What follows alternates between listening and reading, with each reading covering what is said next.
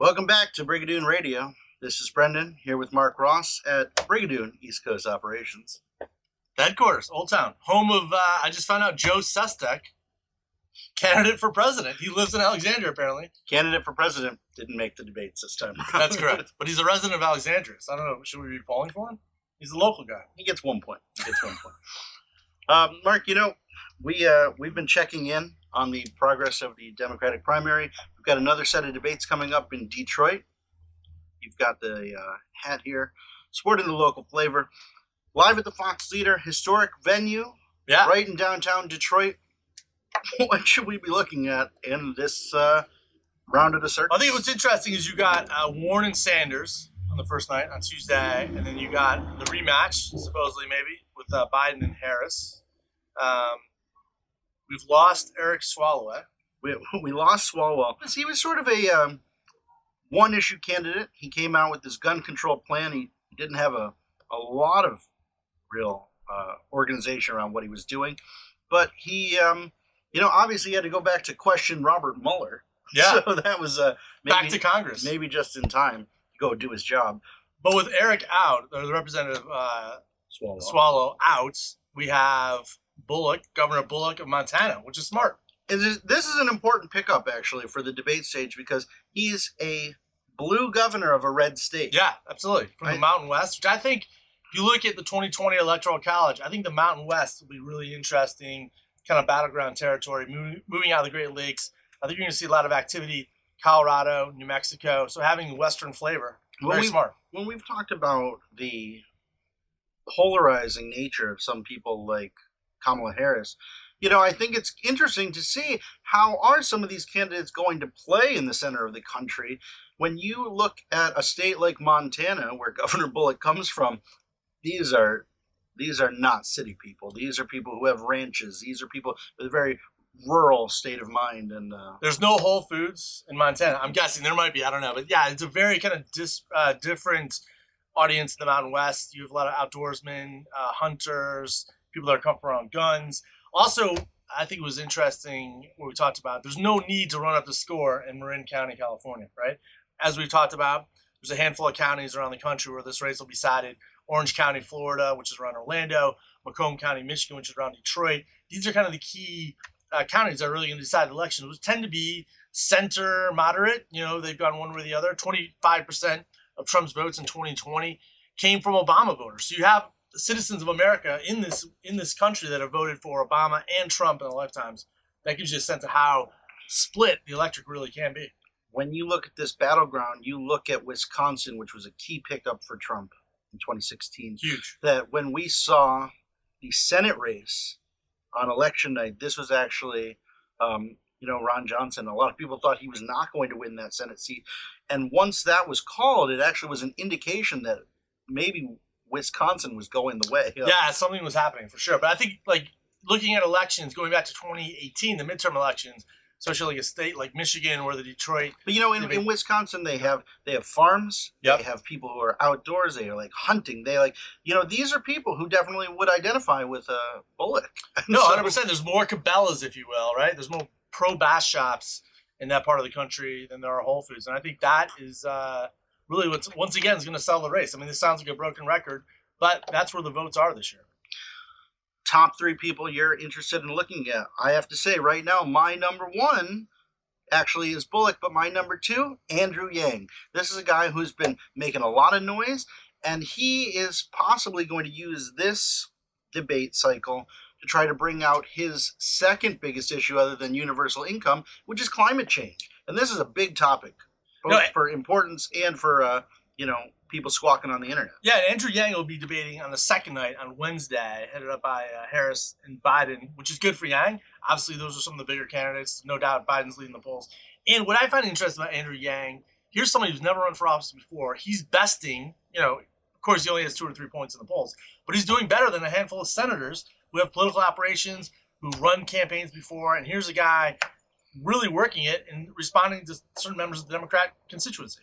He's definitely getting people's attention, and like you said, you have seated lawmakers who are struggling to get up to his level. But, this second iteration, it's the same qualifications as the first set of debates. And now moving into the third set of debates, this is where we're actually going to see some people start weeded down from the pack. Do you think that when Swalwell attacked Joe Biden, he said, it's time to pass the torch? You're too old. Too old. And then, 5 weeks later, he's out of the race. Yeah. Is this going to be a chance that, again, maybe nobody's going to win the race in this, but you could have a few losers, actually? No, 100%. Like we've talked about, you certainly can't win a race with a good debate performance. You can certainly lose one. I think it's interesting. Speaking of good debate performances, we were talking a lot about Senator Harris from California. Had a great evening. Really took it to Joe Biden. Got some bumps in the polls, but hasn't really broken out. I mean, she's still obviously a top-tier candidate, but she's not. I thought she'd maybe have a bigger bounce. But maybe, debating him again, does that help her? Does she have a new tactic in her toolkit? I've seen her still kind of playing at a general level, trying to increase her own likability, trying to, show that she's both qualified and electable. But, I haven't seen a huge number of very specific issue-based arguments. Joe Biden came out with his criminal justice reform kind of ideas, and this was both a video as well as specific policy stances related to guns, incarceration, drugs, some of these, issues that are making the national discussion right now. So it is interesting. How important are policies and discussions? Certainly they're important for the constituencies. Are policies going to be the key, or is this just something you have to do to, if you will, placate Democrat voters? But really, at the end of the day, it's a referendum. Do voters really care what Joe Biden's policy is on, frankly, anything? Mentioning criminal justice reform, though, this is one where President Trump is going to start taking a victory lap very soon. He signed the First Step Act at the end of December, right before the new year. And now, in the last 2 weeks alone, 2,200 people, mostly people of color, have been released from prisons for low-level drug offenses. And so this is something where you're going to hear the argument, Kamala put them in jail and Donald Trump let them out. Will Kamala Harris, she was a former attorney general for the state of California, prosecutor. Yeah. I think in the end of the day, this is a referendum, and there's also kind of bigger macro issues, foreign policy, Trump's handling of the global economy, which at the end of the American economy is a global economy. His way of working with any lawmaker in the United States government. Yeah, especially what happened this weekend with Elijah Cummings out of Baltimore. How's that going to play into the race? I mean, once again, Trump big stepping his way into the American debate. Any other big names that you're particularly interested in? I wouldn't say big names, but getting back to the Mountain West, you talk about Governor Bullock. I think Senator Bennet from Colorado, very interesting guy. Worked on education policy. Seems very likable. In fact, I could see him possibly being a vice presidential candidate if Kamala Harris or Elizabeth Warren are at the top of the ticket. So I like to see him have better debate performance. I think he's speaking, once again, the second night with the Harris-Biden ticket. I think Joaquin Castro has a chance to, again, differentiate himself. I've heard this week that the big news was that his twin brother grew a beard, and so now it's going to be very much easier to tell the two of them apart. But also, I'm still looking for Beto. I want to know, where did he go and what's he been up to? Yeah, I mean, he's definitely right. Is he kind of a Rick Santorum candidate back in the day who surprisingly won the Iowa caucus? Apparently, he's beefing up on staff. He's been spending a lot of time there. His kids have been, I don't know if they're going to summer camp, but they're certainly living in Iowa this summer. He's definitely going to have a good performance, especially if he wants to get into the next stage of the debates in September. That's going to be the big cutoff. It's going to be twice as many individual donors, twice as much percentage when it comes to polling. So obviously the gap between the second set of debates and the third one, that's going to be a tough hill. Do you think Detroit, the location of this debate, matters, or do you think it's still going to be, we're still talking about a national situation? I think it's a national thing, but I think it's a signal. It's a signal from the Democratic Party. It's a signal that from the media to say that they know this is a battleground. It's also no mistake that the Democratic Convention is going to be held in Milwaukee. Yeah, that, Great Lakes. Hello. Once again, Great Lakes. Nobody's going after Texas right now, screaming for those Democratic votes. What do we think about CNN covering the debate? Any surprises there?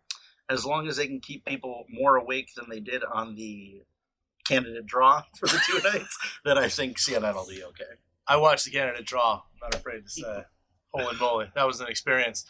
Speaking of experiences, this is Brigadoon Radio. We got some great events coming up. We got more episodes coming. Thanks for watching.